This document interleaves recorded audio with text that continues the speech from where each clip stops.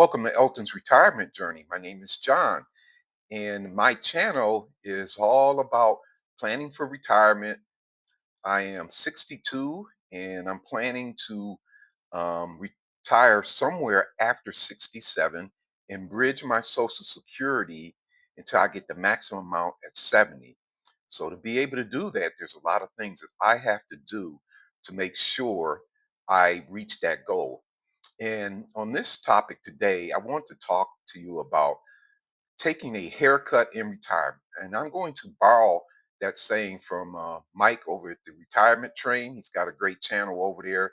He's in retirement, he's an ex military guy. So if you're a veteran out there and you want someone to chat with about the ins and outs of collecting your benefits and your health care and everything, that would be a good person to talk to. That's Mike over at the Retirement Train. Anyway, when I talk about taking a haircut in retirement, as I work, I'm gaining a salary, and my salary is pretty much what my age is. It's, let's say, 62. And I have part time income, which I'll continue to do the part time. Um, as you can see, I'm dressed up to go to the Falcons game. It's the big game opening day, and I work at that stadium doing guest services, and I earn right now it looks like I'm gonna earn 2 grand this year. And I also have a tiny, tiny pension that I just sent off to get the benefit statement of that. So I'll have that next week. So I'll have an estimate on what that pension is that will start 60 at 65. But the biggest thing is when I say taking a haircut in retirement is the loss of your income. So earlier this week, I did a snapshot of my investments and savings, and I came up with a dollar amount, which I'm happy to say is right around about $340,000. It has recovered. That same portfolio was down to about 190 during the 2022 market decline. So I'm proud to say I'm very happy with that. Um, But anyway, what I did was I was listening to YouTube, and the guys over at Cardinal Investments, they were talking about taxes. And what they did was they brought up the 1040 SR, which is in the first 9 lines of that senior retiree 1040. They had you putting in your W-2 wages, which I'm forecasting at $2,000. I'm putting in about 3,200 from the tiny pension at 65. And then I know that the standard deduction for a single person is 16,000.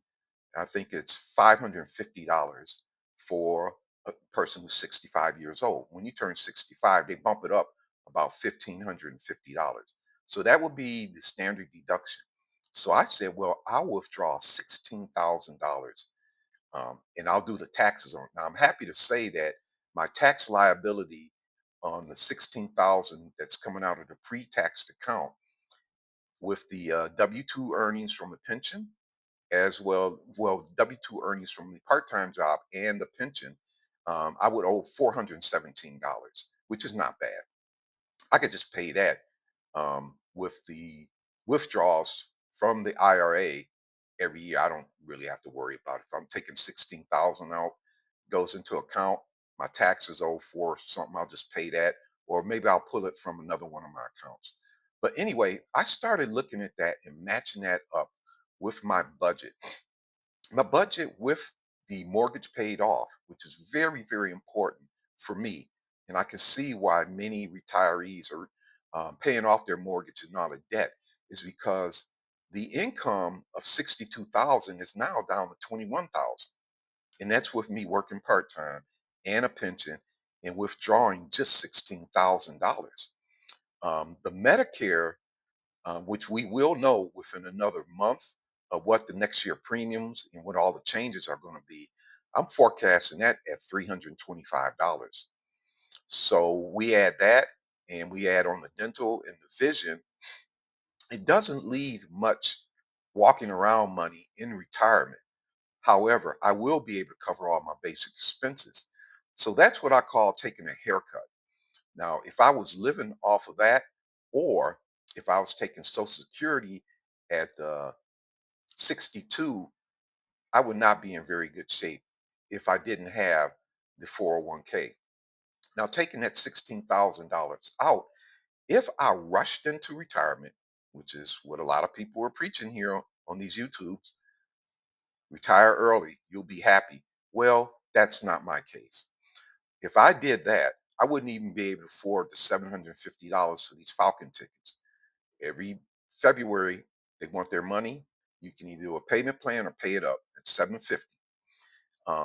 Earlier in May, the 2012 Honda had three separate repairs in a 35-day period, and each repair was 125, 175. We had everything from the coil, the number three coil. We had the air intake hose that goes from the filter into the motor.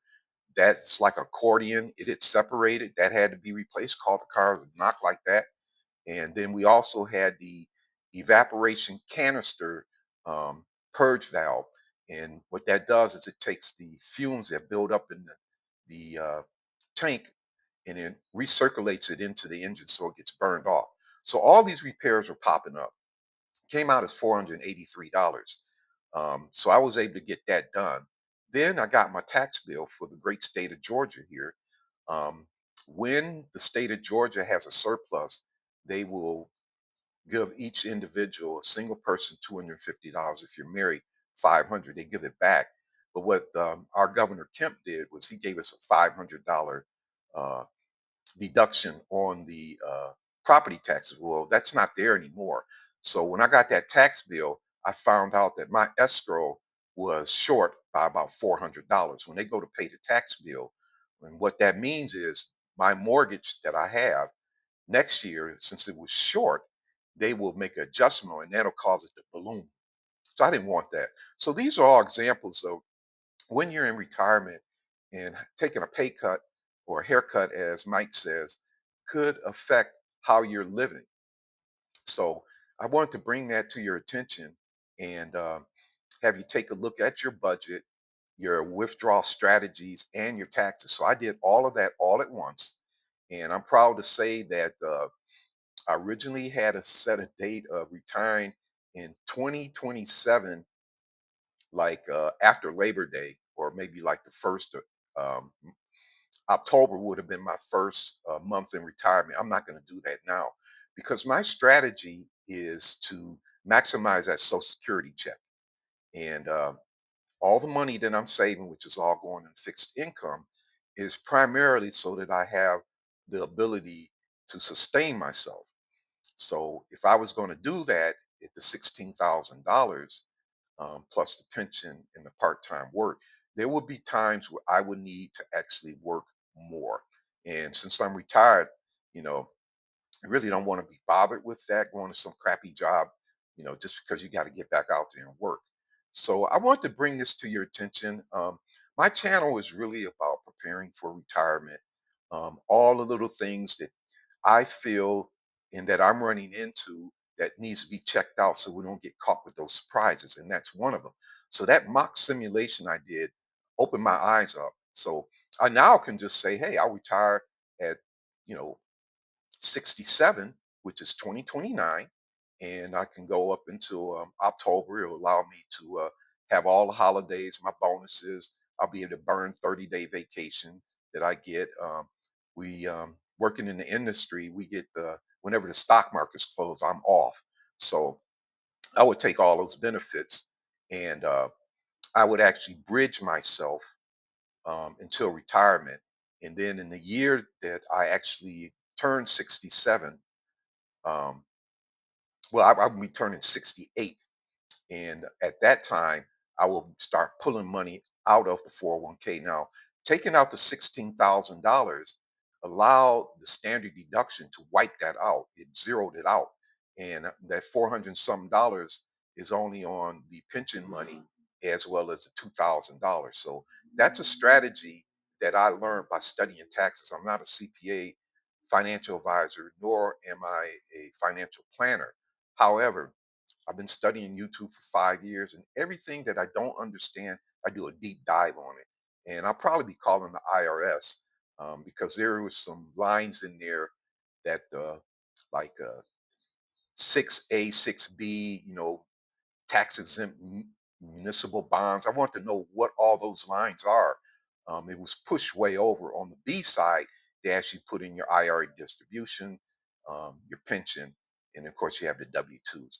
So anyway, this is Elton's retirement journey, and my name is John. I just thought I would bring that up. Taking a haircut in retirement. How much money are you really going to have once you quit your job and go into retirement? And on an editorial note, so football season has started, and I know this is a capitalist economy, and I was happy to say I did get to view both the games that were televised. But I do know that these streaming TVs channels are starting to try and get the NFL contracts and things like that. More to them, but as a football fan, back in the old days, it was CBS carried the AFC, NFC games, and then over on NBC, they carried the AFC games, and then ABC had the Sunday night or Monday night football back then. Now, you have some of these games, they're on these different channels, and if you're not subscribed to them, you can't watch the game. So I'm just asking that they take a look at making it available for some of us just to pick it up out of the air.